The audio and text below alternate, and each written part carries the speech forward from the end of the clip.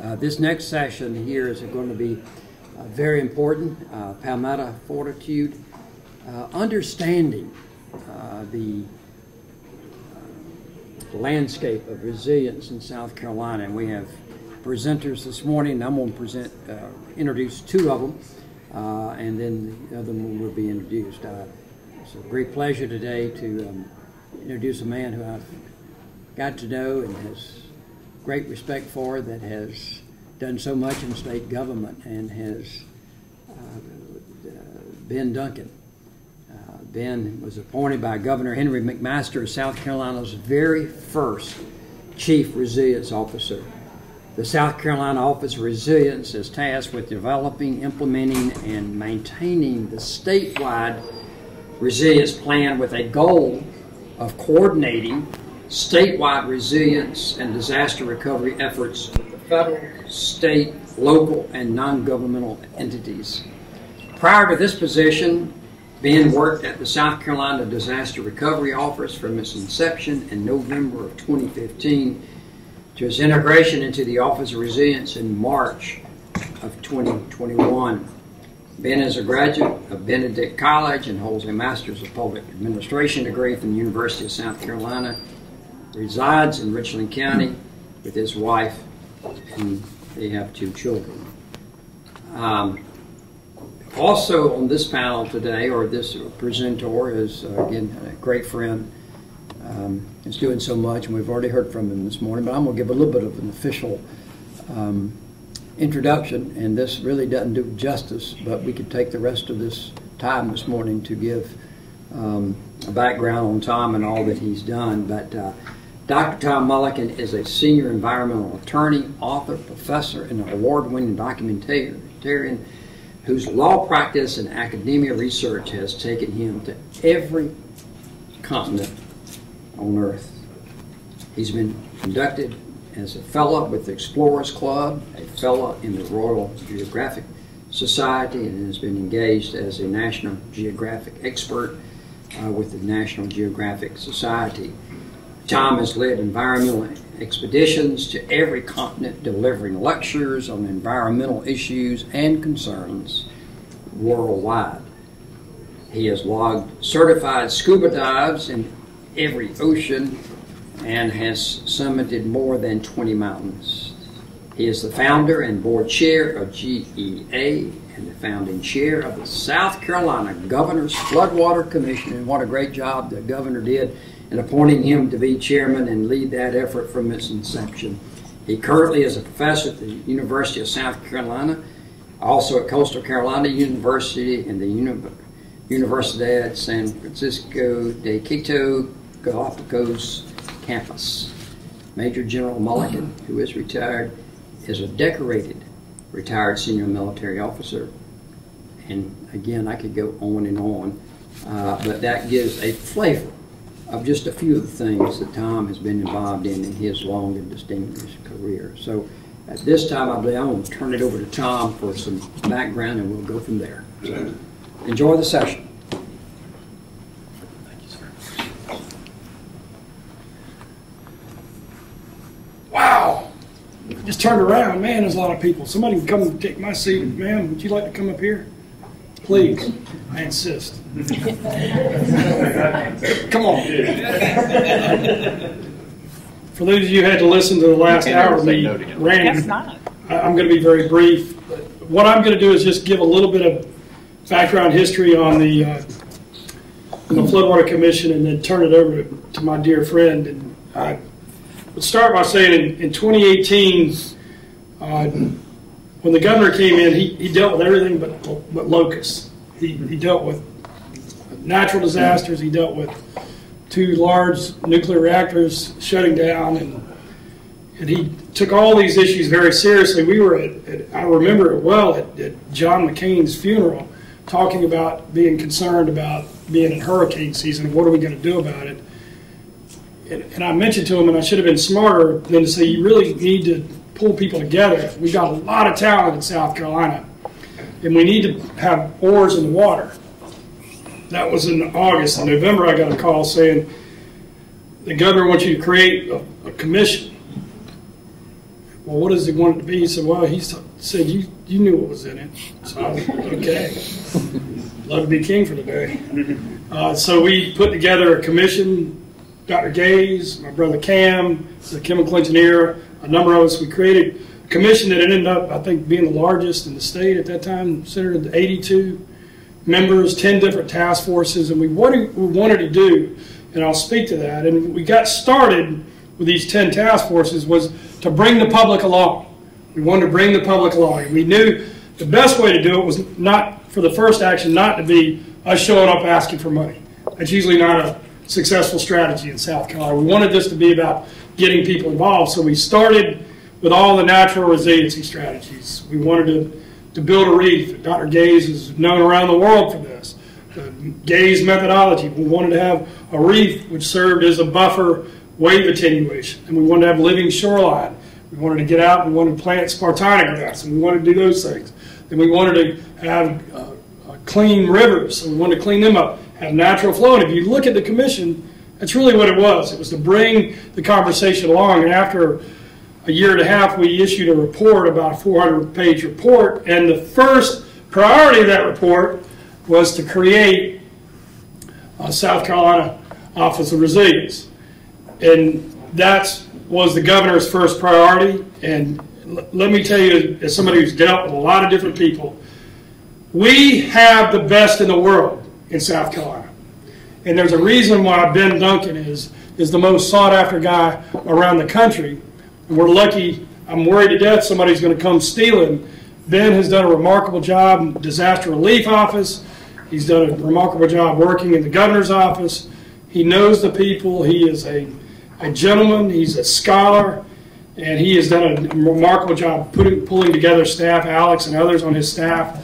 I don't want to use up any of this time with me going on other than to say that we're honored, we're blessed to have Ben Duncan leading this effort, and the state is moving ahead.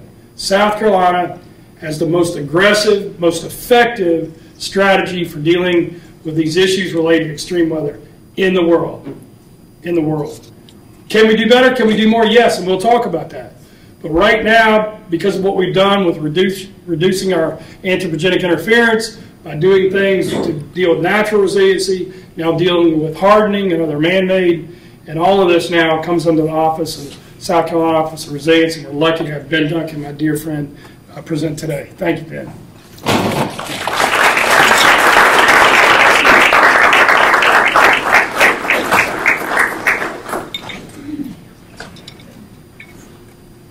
I came in this morning and I heard Tom preaching, and I am a Baptist deacon, and I was waiting for altar call. But when I walked forward, nobody else came, so I was by myself up here.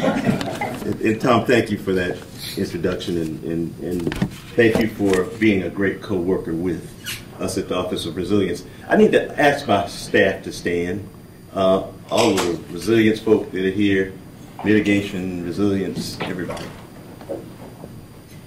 And these are very talented people who work for us, and that's what we look for. We look for talented people who are experts in their area, and I can't thank them enough for being here with me.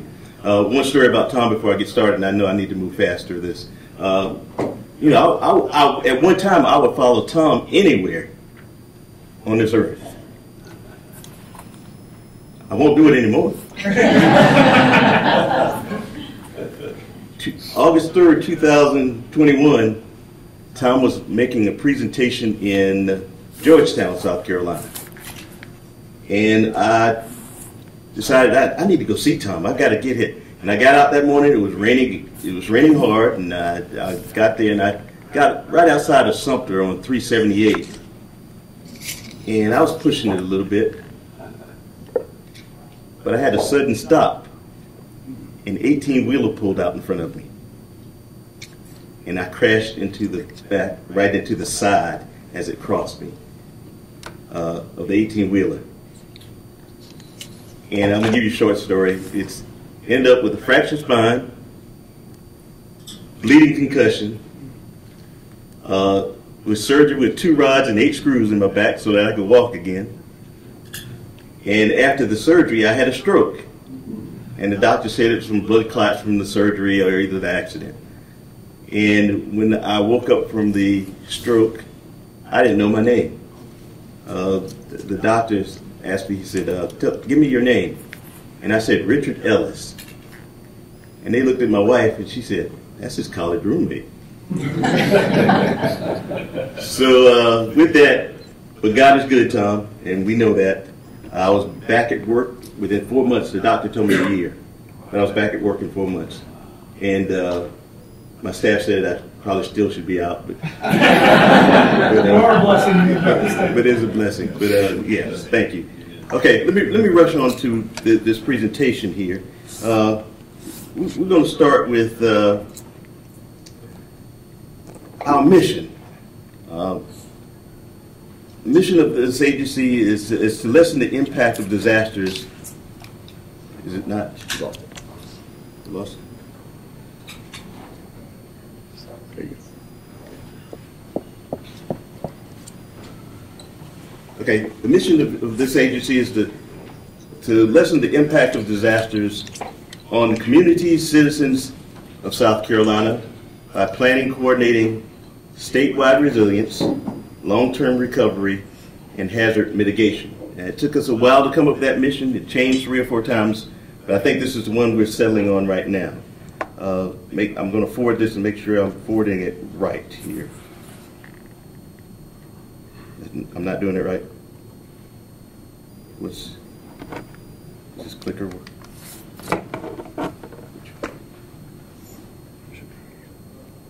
Okay, all right, good. Got the right button now. Okay. And what is resilience? And it took a while to come up with this one also. The resilience team went back and forth, probably over a 2 or 3 month period to come up with this one. The ability of communities, economies, and ecosystems to anticipate, absorb, recover, and thrive. And that's what we ultimately want to do. We want to thrive in this state. And we're constantly going in a circle with this to make sure that we end up at that thriving period. When presented with environmental change and natural hazards. Just a little history here, and I want to go back. You see 2015 here. I want to go back to 1989, Hurricane Hugo. We had Hurricane Hugo. Most of you remember, some may be too young to remember Hurricane Hugo. But it was probably the worst disaster that we've had in a period of time. And we started recovering from Hugo, and it took us approximately 5-6 years to recover, maybe a little longer than that. But we didn't have the programs in that we have now. But what happened after we recovered? That team went away. I happened to land in Governor Campbell's office near the end of that time. And that, I remember the disaster recovery was in the governor's office. But when that team finished, we were done. There was no knowledge retention. There was no follow-up. There was no thinking forward. So there was another hurricane in 1999, but it wasn't that bad. It was Category 1, I believe, up in the northern eastern quadrant of the state. But there was a little recovery that took place from that. But just think about it, during that period, there was no plan. There was no looking forward. But in 2015, we got the flood, Hurricane Joaquin. It sat off the coast for 5 days and rained solid for 5 days. We had flooding and other problems, dams breaking all over the place. 2016, Hurricane Matthew. Now, in 2015, what Governor Haley, who was the governor at the time, said, we want to repair and replace homes for low to moderate income individuals. So that's what we started to do before we had 2016. We hadn't even gotten off the ground yet, 2016. Well, we finally followed that same edict from her, and we were repairing and replacing homes for low to moderate income individuals. Then 2018, Governor Henry McMaster came in office in 2017, so this was his disaster. And I remember we made a visit down in Horry County right after the disaster, We had the Governor's Day there where we had food giveaway, and all of the state agencies were there to assist people. And then that evening, there was a meeting at the Horry County Tech Culinary Center, and I was headed back home from that Governor's Day, and I got a call from the governor said, meet me at this culinary school. And I think there was some event that was going on there. And I remember walking in a room similar to this one at the culinary school, and there were all of the representatives and senators from Horry County. And I walked into an ant's nest because they jumped all over me because I wasn't helping their constituents.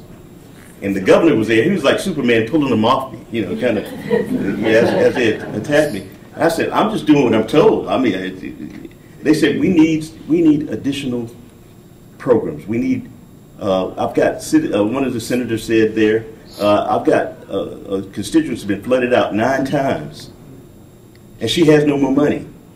And there were other complaints. And so that led to the Floodwater Commission. The governor called Tom started the Floodwater Commission. And so that's a little background on how Tom got to be the commissioner of Floodwater. From there, Tom came out with the Floodwater report, in which it eventually established the Resilience Office in 2020 through the legislature with the President Alexander's help and Senator Campson. The office was established, but we have a report completed, and this is a statewide resilience plan, by 2023. The report was done prior to the time. It was due July 1. We finished it in June and made that announcement. So things are moving along like they should be because of the great staff that we have here at the Office of Resilience. Okay, what do we do? And I'm going to run through this right quickly. Again, you heard me talk about the repair and replacement of homes for low to moderate income individuals, and I'll give you the numbers in just a second. We established a buyout program for those who have been in repetitive flooding areas and in floodplains and floodways. We came up with infrastructure projects, and I'll give you the numbers on that in just a second. Plans and studies for cities and counties who don't understand their flooding issues, especially in our low capacity counties, Marion County and others. We also have matching grants. We develop matching grants for those cities and counties that might find federal grants and they don't have the matching, 80 to 90%. We will match those grants. And in resilience, we had to come up with a statewide resilience plan, and that plan took hundreds of people to help develop, kind of like the Floodwater Commission. It took hundreds of people to help develop, and the work was done. It was organized, and it was done on a timely manner. And Alex is going to come up and talk about that. But this is what we've done with the home repair and replacement program. 3,200, I think it's 23 now, this wasn't updated. 2,223 on a daily basis. We are completing homes. As you can see, some of these homes are elevated, those homes that are in floodplains. And as you can see in the bottom left-hand corner, people were still living in these homes when we got to them to repair or replace. Horrible conditions. I could give you story after story of horrible conditions. And I will give you one story of one constituent that I helped. I got a call one day. The gentleman said, this lady's been out of her house for 3 years. She's in and out of the hospital. She's living with a relative. Can you get to her house? And he told me who this lady was, and I said, I'll get to it now. I'll assign somebody to go do an evaluation of that home right now. We got to this lady's home. She was 94 years old. She was in and out of the hospital with a heart condition. We worked and worked. She had an older home downtown. We didn't want to tear that old home down because it got to a certain point, we just said, look, we just need to demolish this home and start over. We couldn't do it, so we kept fixing and kept finding problems with foundation and some other issues. This lady would call me about every week. And I did everything I could to help this lady get back in her home. We finally got her back in her home, and she thanked me. She invited me there with her church and her family and all, and she was extremely happy. 94 years old. She died 3 months later. Fantastic lady. Her name was Gracie Broom. I can remember, if I don't remember anybody else's name, it's Gracie Broom. This was the grandmother of Senator Clemente Pinckney. I did everything that I could for this lady. And she was a sweet lady. Even to the point when I was traveling one day, she called me, and staff can tell you, if she called, I walked out of meetings in Felicia. I would walk out of a meeting and answer the phone. And she said, "Mr. Duncan, somebody gave me a big screen TV and I need to get it mounted." I said, "Broom, I have somebody there by the end of the day." And I found one of our contractors to go over there and put Ms. Broom's TV up. But that's one of my stories. These are human beings we're dealing with. We don't lose that at all. Okay, for just a breakdown of the homes, for the first storm, which we've completed and closed out the grant, no audit findings, HUD has been in, they're coming back in soon. But we're not afraid because we do quality work. We're known nationally for what we do. We're known internationally for what we do. And Alex probably is going to talk about it, but we've got some folk from Maui coming in this week. They're here now in our offices, trying to figure out their housing program. We've had people from Germany come in. We had a number of states, Georgia, North Carolina, which they can't seem to get going on one of these programs that we're about to finish right now.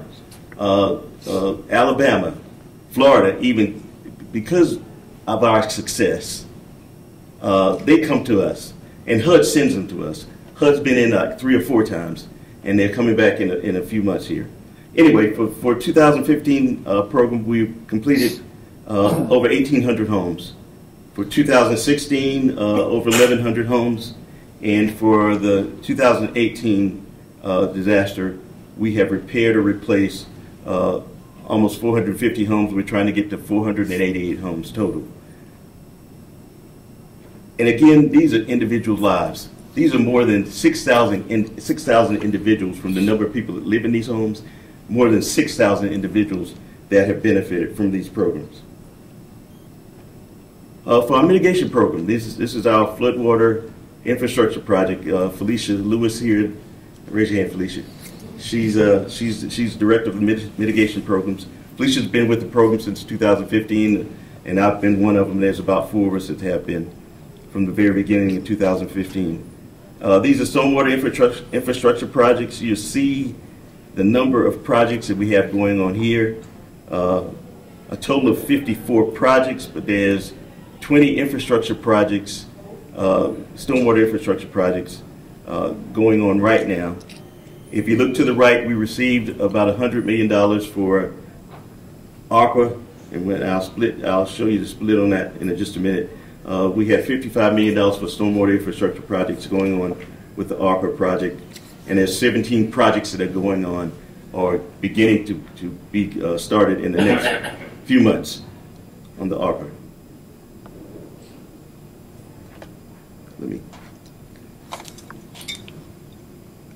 One thing I want to mention, and this is good for President Alexander and Senator Campson to hear.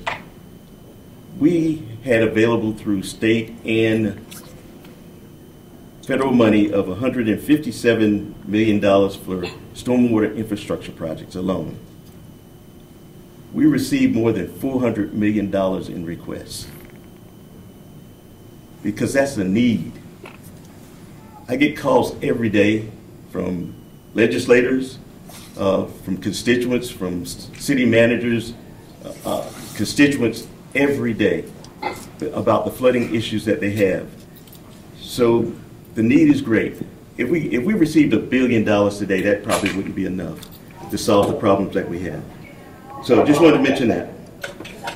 One of the projects that we are completing now is a air-high tunnel. We gave City of Charleston $10 million for this project. It's about to be completed. Once completed, the tunnel will hold 16 million gallons, and once completed, it will be able to store and drain more than 300,000 gallons a minute. So it's about a million gallons every 3 minutes. Is this project? This tunnel will be able to relieve the flooding in that area. This next one is, you see on the sign here, we flooded out 9 times in 6 years. This is in Horry County. We have 6 buyout projects going on right now for a total of 200 homes in those 6 projects. But this is just an example in Horry County. This is the flood zone. Those are houses within that red area drawn there, and that's on the Waccamaw. We are buying out, I think it's 59 homes in that area to lessen the impact of flooding on these folks, move them out of harm's way. And when we do these acquisitions, the land is back to its natural state and is owned by the county or the city that we do to turn it back in a natural state and lessen the impact of flooding. We demolish the homes, remove all the concrete, all of the impervious surfaces, and the water's being able to absorb more to lessen the impact.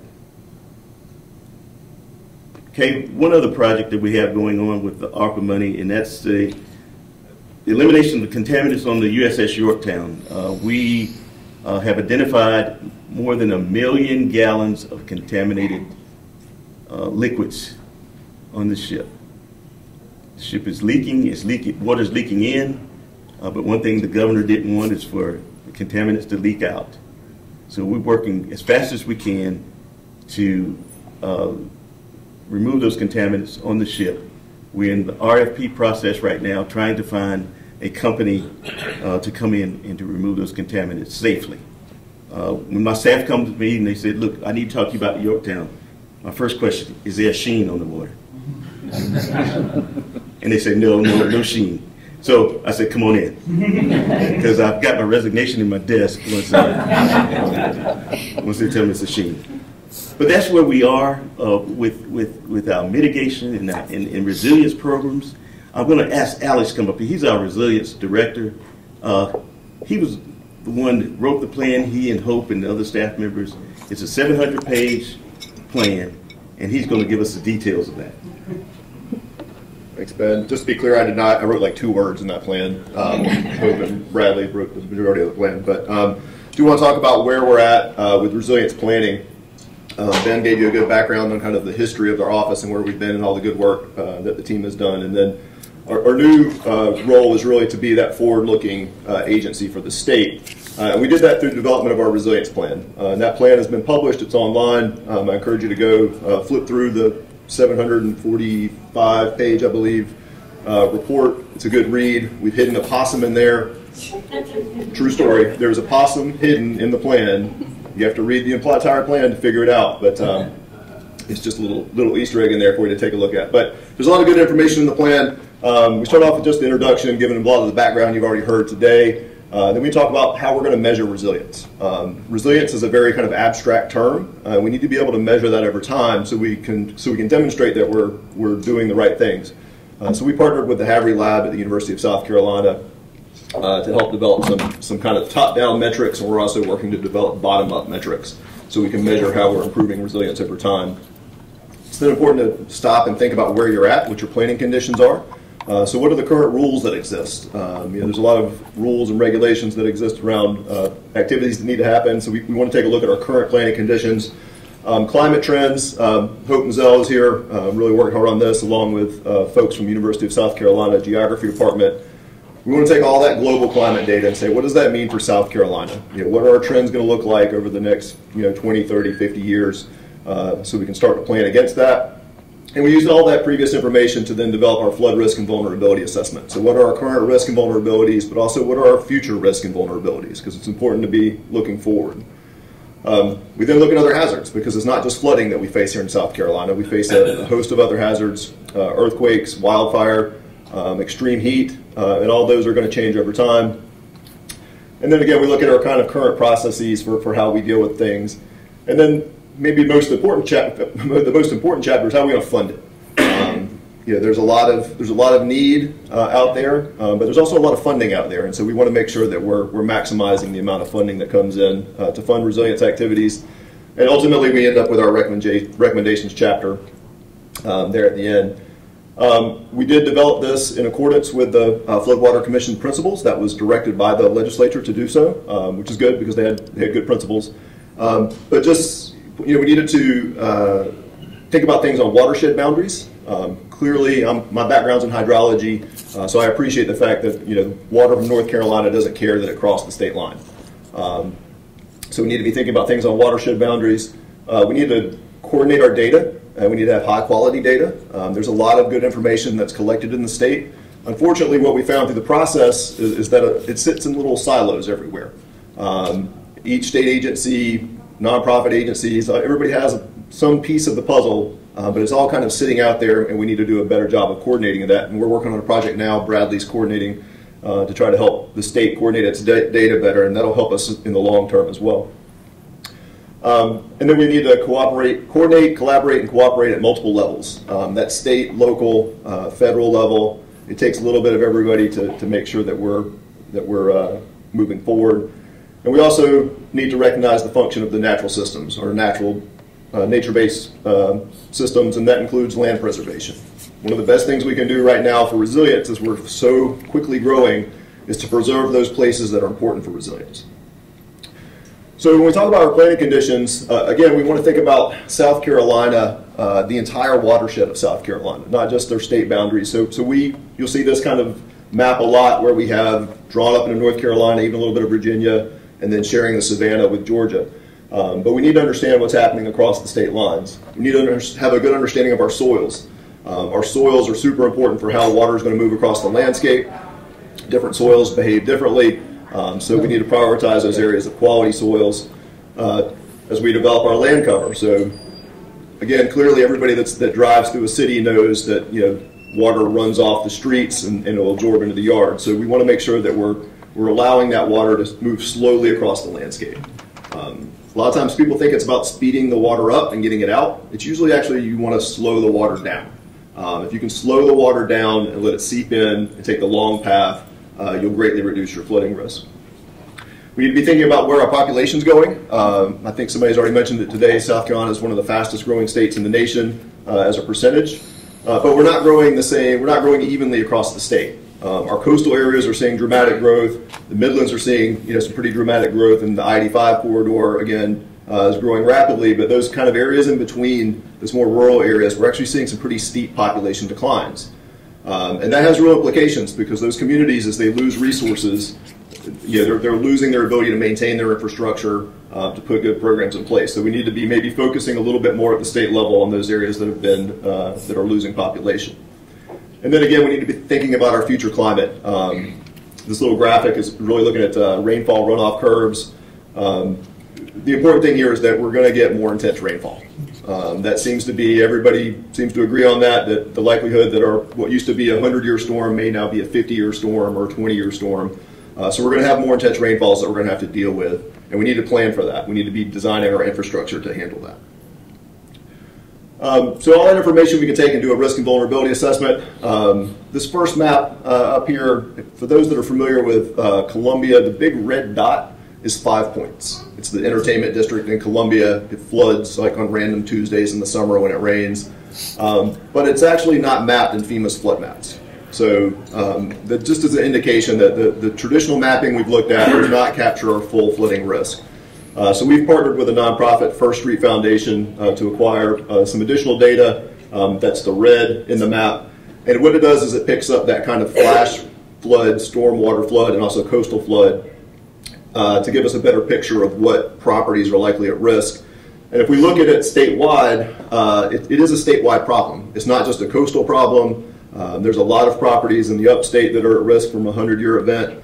In fact, it's over 300,000 properties currently are at risk from inundation from a statewide event of a 100-year event. And in 30 years, that goes up to 360,000 properties.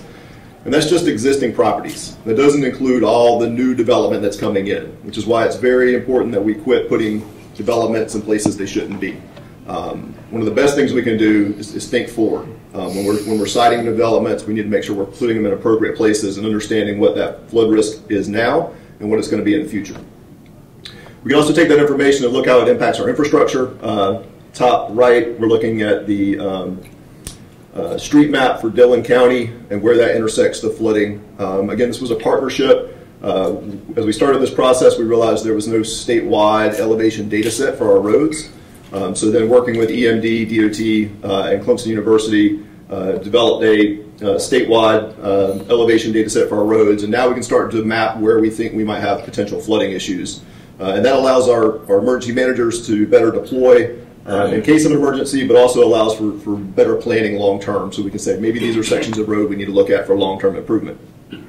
We can look and see where our flooding is likely to impact other facilities. This example here is solid waste facilities. So clearly we want to make sure that we're not mobilizing waste and moving it downstream. So we've got to kind of be thinking about all this together. How is it going to impact our economy? Looking at inundated cropland in this bottom example. All these things kind of weave together. And the last one is looking at flooding exposure and social vulnerability. Because it's those who are least able to recover that are going to be the most impacted by a flooding event. So we need to understand how that's distributed across the state. So the recommendations that came out of the plan really kind of go into 10 main themes. The first is we really need to improve our data collection and coordination. Again, that's a project we're working on currently, partnering with the Department of Admin and other Revenue and Fiscal Affairs and other state agencies to try to understand how the state currently manages its data sets, and can we design a better system so that it becomes more easily accessible for everybody to use so we can make good decisions. We need to increase education, outreach, and disclosure. So one of the things that we worked on through the process was improving our property disclosure forms. So trying to clarify when a property's been flooded, that it's properly disclosed to the person buying the property. Coordination of watershed-based resilience planning and projects. We recognize that resilience largely has to happen at the local level. So Hope over here, different Hope. We have two Hopes in the room. Hope over here is coordinating our statewide watershed resilience planning. So what we're doing is we're hiring watershed coordinators for each of the state's major watersheds. Their job is to interact with local communities, understand what their needs are, and how do we coordinate those communities in a watershed. Because what we don't want to do is solve one community's problem by just moving it downstream. If we go in and the solution is to put in a bigger pipe to solve the flooding issue, that may solve the flooding issue, but where does that water go? And we need to understand how is that going to impact the downstream community and make sure we're coming up with a kind of coordinated approach. So that project's just getting off the ground. We received some grant funding from NIFWIF to pilot that in the Salkehatchie Basin, and then through funding through our reserve fund, we're funding that through the rest of the state. We need to incorporate resilience into planning, land use, and regulatory processes. A lot of that will come through the watershed planning process. Maintain and strengthen building codes. I'm happy to say that South Carolina does an excellent job of keeping our building codes up to date. That's very important. As technology improves, building processes improve, we need to be improving with that. That's important not just from a resilience standpoint, but also from a funding standpoint. There's a lot of federal dollars that are tied to making sure that you have those building codes maintained and updated. And so if we fail to do that, that could impact our ability to access federal funds down the road. Incorporating resilience in infrastructure design. Again, this is largely about thinking forward. So if we're building a new bridge, for example, we need to be thinking about what's the expected lifespan of that bridge. So if the bridge if we want it to be there for 100 years, we need to be thinking about what are those likely conditions 100 years from now, and not the conditions that existed 20 years ago, which is kind of currently how that's been done up until the very recent past. So thinking about those future conditions as we're thinking about our infrastructure. Another big one we're working on here is maintaining natural flood protection through conservation. Our natural systems do a heck of a lot for us for preventing flooding. And as we start to encroach and make our floodplains smaller through development, we're actually impacting our downstream communities pretty severely. So that's one of the priorities of our agency is to try to identify those areas that are most important for resilience and then work to get them conserved. And I think to this point we've worked and been able to conserve over 2,000 acres. Up to this point, there's another 2,000 acres that will likely be coming on in the next few months. But this is a priority. So we went through an exercise to map what we feel are the most important areas to conserve for a resilience standpoint. And you won't be shocked, but it largely matches up with other priority areas. So it also matches up with Autobahn's map. It matches up with Conservation Bank's map, because those areas that need to be conserved serve multiple benefits. Incorporating resilience into our housing recovery programs. We've done a lot of good work through our housing recovery programs, but we have made a realization that there are some things we can do better in our future recoveries. So we've adopted some additional policies for future recovery efforts that'll help us increase the resilience of our housing stock. Establishment of a voluntary pre-disaster buyout program. We have a buyout program at our office that in Felicia's shop that runs, but that's in a response to a disaster. So that's from federal funding that came as a response to a disaster. We think that the need is there to develop a pre-disaster buyout program, so we can get folks out of harm's way before the disaster happens. It'll be cheaper in the long term, but that's a very complicated and very expensive proposition when you're talking about 300,000 properties that are potentially at risk. And then the last one, working hard on, is identifying and maximizing all available funding sources for resilience activities. Jasmine Simmons over here in the back has been our new grants administrator, going after all the federal dollars and doing a great job of it. So we recognize that there's a lot of money available for activities, but we need to go for it. Like the state needs to go and get that money. So we've been working very hard to bring as much of those dollars for resilience activities into the state as possible. How much money? That's a trick question. How much money? I don't know that off the top of my head. We did just receive, it's over $124 million because we just received $124 million. 5 minutes. We just received $124 million to help increase solar capacity that'll benefit low to moderate income folks. And so that has a lot of resilience benefits because you're helping the grid by diversifying the energy source. You're helping low to moderate income folks by helping reduce their power bills. And you're helping the economy by bringing in $124 million that has no state level match. So this is a kind of example of the kinds of funds we're going after. But we've got that. We've got our NIF-WIF grant. We have a lot of requests out there as well. All right, I got 5 minutes, so super fast. Data coordination of resources. Again, we're working to make sure that data that we use is available to other folks that are making decisions. So if you're with a local government or unit of government, scan this QR code. The First Street data that we have acquired, we've made a deal with First Street to make that available to all levels of government statewide so that we can all be looking at the same data sets. So if you're interested in that data set, just go to the QR code or send us an email and we'll get you that data set. We're also working to increase our land cover data quality. So NOAA has developed a new product called the CCAP data set for the coastal areas of the state. But we're actually entering into a contract with them to extend that statewide, actually to our full watershed, so that all of our communities have access to high-quality land cover data set that improves our understanding of the system and improves our modeling accuracy. And there's going to be a whole lot of benefits to that when that comes online, hopefully by the end of the year. A little bit more data coordination. We're also asking and seeking funding for the installation of extensometers. These are instrumentations that measure land subsidence along the coast. There's some data out from the USGS. Pretty much the entire South Carolina coast is sinking. And it's sinking at a small rate. It's millimeters per year, but it's a rate. So think about that, millimeters per year, year over year over year. That's going to increase flooding when we add that to our sea level rise that's already happening. So we think it's really important to measure this, so we've asked for some funding to install that, as well as to improve some of our LIDAR for our coastal counties that need updating. I've already talked about watershed-based planning again. We want to do our plans on the watershed basis, really starting with engagement and then moving through to implementation. Our land conservation efforts, you can see where we're at across the state. Again, we have a lot of these kind of in the works, but it's a big priority for our office. And as Ben mentioned already, our work is being nationally recognized. And it's recognized at the state level. The plan received a Notable State Documents Award. We've had conversations with folks from Germany, other countries as well, who'd like to come in and hear about what we're doing, and that gives us the opportunity to learn what they're doing as well. So with that, I think I'm at time. in your database, are you collecting, in light of the U.S. Supreme Court Sackett decision, are you dealing with isolated wetlands, or have you collected data on isolated wetlands in South Carolina? Yes, sir. We did a preliminary assessment of the wetlands we think are likely impacted by the Sackett decision. So we have that. That's in our resilience plan, and I'll be happy to share that with you. I'd like to see that. It's a lot. A lot of South Carolina's wetlands would be impacted by that decision. One of the things we'll be working on with the new land cover data set that we're getting is trying to get a refined view of that. As we go from a 30-meter resolution to a 1-meter resolution, that's going to give us a much clearer picture of the areas that are likely impacted by the decision. That's from LIDAR? That's from land cover data set. So, yes. Thank you.